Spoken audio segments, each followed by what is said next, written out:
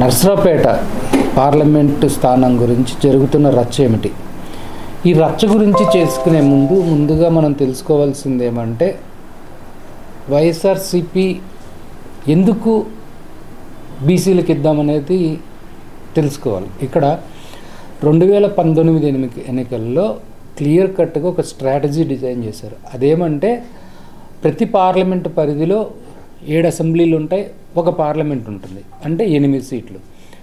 So మహిళా bill ఎప్పటికైనా సరే ఫోర్స్లోకి వస్తుంది, ఈలోపు మహిళల్ని లీడర్షిప్ తయారు చేసుకోవాలి అన్న ఉద్దేశంతో ఖచ్చితంగా మహిళల ప్రాధాన్యత పెంచాలి అనేది ఒక కాన్సెప్ట్. అలాగే మహిళలు ఎక్కువ మంది ఇన్వాల్వ్ అవటం వలన మహిళల ఓట్లను కూడా అట్రాక్ట్ చేయొచ్చు అనేది ఇంకొక స్ట్రాటజీలో ఒక పార్ట్ అన్నమాట. అయితే coming back to actual strategy ఏమంటే, ప్రతి పార్లమెంటు పరిధిలో 7 అసెంబ్లీ, ఒక పార్లమెంట్ ఉన్నప్పుడు 8 అవుతాయి. సో ఈ 8 సీట్లలో ఖచ్చితంగా ఒక మహిళ, ఒక బీసీకి ఇవ్వాలనేది ఆలోచించి తీసుకున్నటువంటి ఒక నిర్ణయం. అది ప్రాక్టికల్గా సక్సెస్ అవుతుందా లేదా అని చెప్పి ర్యాండమ్గా సర్వేలు చేసినప్పుడు, లేకపోతే వేరియస్ వ్యక్తులతో మాట్లాడినప్పుడు ఖచ్చితంగా కుదురుతుంది అనేది తీసుకున్నటువంటి నిర్ణయం. అది మనం కీలకంగా గమనిస్తే కొన్ని లెక్కలు మీకు చెప్తాను. అందుట్లో ఫర్ ఎగ్జాంపుల్ చిలకలూరుపేట తెలుగుదేశానికి బలమైన నియోజకవర్గం. సో అక్కడ బలంగా ఉన్నటువంటి బీసీ అండ్ మహిళను తీసుకొచ్చి బలమైనటువంటి కమ్మ అభ్యర్థి తెలుగుదేశం అప్పటి మంత్రి పొత్తిపాటి పుల్లారావు మీద కంటెస్టింగ్ నిలిపారు. సో అలాంటి సిచ్యువేషన్లో కూడా బలమైన నియోజకవర్గం అట్లాగే అక్కడ ఓడించగలిగారు. అలాగే కళ్యాణదుర్గం కూడా తెలుగుదేశంకి బలమైన నియోజకవర్గం. అక్కడ ఒక సాధారణ మహిళని పెట్టి ఓడించారు. ఇలా చాలా చోట్ల చేయటం జరిగింది. గోయింగ్ బ్యాక్ టు పత్తిపాడు 2009లో నియోజకవర్గంలో మహిళని పెట్టారు, అక్కడ గెలిచింది సుచరిత. 2009 తర్వాత బై ఎలక్షన్ అగైన్ 2019లో గెలిచింది.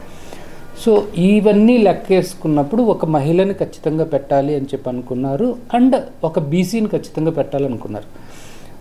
కొన్ని నియోజకవర్గాల్లో అప్పుడున్న పరిస్థితుల వలన నంద్యాల పార్లమెంట్ కానివ్వండి, లేకపోతే కడప పార్లమెంట్లో మహిళకి ఇవ్వటం కుదరలేదు, బట్ బీసీకి ఇవ్వగలిగారు. నంద్యాల పార్లమెంట్లో బీసీకి ఇవ్వలేకపోయారు. అలాగే కొన్ని నియోజకవర్గాలలో బీసీలకి ఇవ్వలేకపోయారు. ఇప్పుడు ఖచ్చితంగా బీసీలకి 50 వరకు అసెంబ్లీ స్థానాలు ఇవ్వాలి అని చెప్పి డిసైడ్ చేసుకున్న ఈ తరుణంలో ఖచ్చితంగా ప్రతి పార్లమెంటు పరిధిలో హిందూపూర్ నుంచి విజయవాడ వరకు ఖచ్చితంగా 1.5 సీట్ వరకు బీసీలకి ఇవ్వాలి.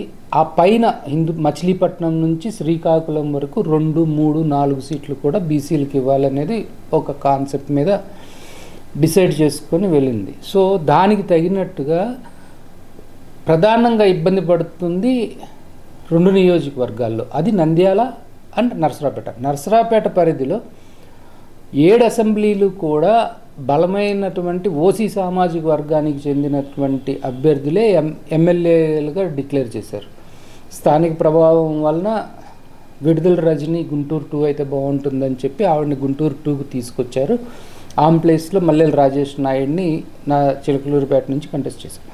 సో తెలుగుదేశం కూడా 2019, 2014లో అందరూ ఓసీలకే ఇచ్చింది. కానీ రేపు మేము ఖచ్చితంగా ప్రతి పార్లమెంటు పరిధిలో ఇలా చేశామని చెప్పాలి. ప్లస్ జగన్ చెప్తున్న సామాజిక న్యాయం జరగాలి అంటే ఆ కూర్పు అనేది కంపల్సరీ. కాబట్టి ఈ 2 నియోజకవర్గాల్లోనే పీటముడి పడుతూ ఉంది. కారణం ఏంటంటే, శ్రీకృష్ణదేవరాయలు అఫ్కోర్స్ తెలుగుదేశంతో టచ్లో ఉన్నారు అనేది అందరికీ తెలిసిన విషయం. అట్ ద సేమ్ టైం అక్కడ మొత్తం 7 ఓసీలు అవుతున్నప్పుడు జిల్లా మొత్తం మీద ఒక్క కూడా బీసీ ఇవ్వలేదు అని క్వశ్చన్ చేస్తే దానికి ఆన్సర్ లేదు. కాబట్టి అసెంబ్లీలు గెలవాల్సిన ఇంపార్టెన్స్ ఉంది. కాబట్టి అక్కడ ఉన్న ఏ అభ్యర్థిని మార్చలేని పరిస్థితి ఉంది. కాబట్టి ఎమ్మెల్యేలుగా కాంపన్సేషన్ కింద కృష్ణదేవరాయల్ని గుంటూరుకి వెళ్ళమన్నారు. సో అదంతా మనకు తెలిసిందే. అయితే సేమ్ నంద్యాలలో కూడా అన్ని చోట్ల ఒక్క నందికొట్కూరు రిజర్వ్డ్ కాకుండా ఉన్న చోట అన్ని చోట్ల కూడా ఓసీలే ఉన్నారు. అందుకోసమే దాన్ని కూడా బీసీ అయినటువంటి ముస్లిం అభ్యర్థికి ఇవ్వాలి అని చెప్పి చర్చ చేస్తూ ఉన్నారు. అది ఖచ్చితంగా జరిగే అవకాశం ఉంటుంది. అలాగే 2019 ఎన్నికల్లో కడప అసెంబ్లీ పరిధిలో, కడప పార్లమెంటు పరిధిలో, కడప అసెంబ్లీ నుంచి గత 30 సంవత్సరాలుగా ముస్లింకే కేటాయిస్తూ వస్తున్నారు. ఈసారి కూడా అక్కడ మారాలి అని చెప్పి లోకల్గా అనుకుంటున్న నేపథ్యంలో ఏం జరుగుతుందో కరెక్ట్గా తెలియదు. మైదుకూరు కానీ ఇంకేదైనా ఒక కాన్స్టిట్యున్సీని బీసీకి ఇచ్చేసేసి అది మళ్ళీ ఓసీలకి, కడపకు ఓసీలకి ఇవ్వాలని చెప్పి చర్చ జరుగుతూ ఉంది.